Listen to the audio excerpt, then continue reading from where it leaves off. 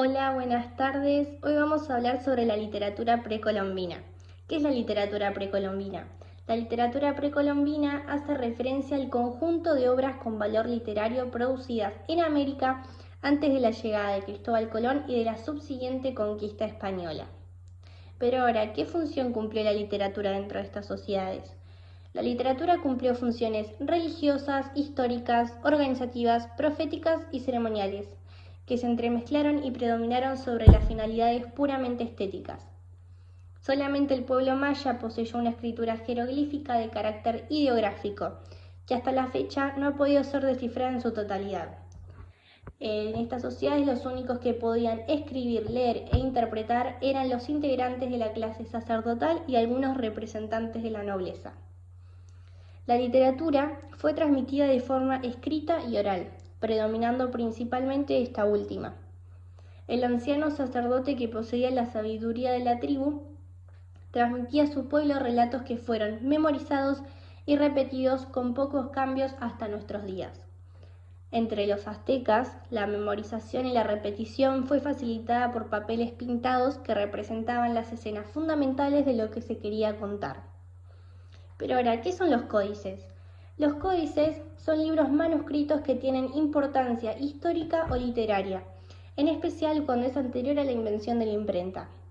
Es decir, que son textos que compusieron y fueron esculpidos en piedra, moldeados en estucos o pintados en murales, cerámicas o libros, formados por tiras plegadas de papel hecho a partir de la corteza interior de un árbol.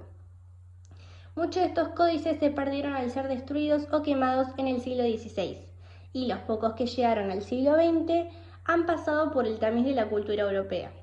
Además, en la época de la conquista, estos códices fueron destruidos, ya que el conquistador se adueñaba de ellos y cuando ya no eran de su interés o utilidad, los destruía.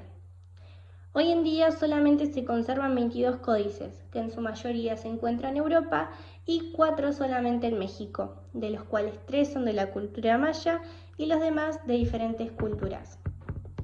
Hablando de diferentes culturas, estas mismas escribieron diferentes tipos de obras dentro de las cuales se encuentran la literatura maya, el Popol Vuh o Libro del Tiempo o la Comunidad, que es el testimonio más significativo del pueblo quiché, el cual explica los orígenes del mundo y de su pueblo hasta la conquista española.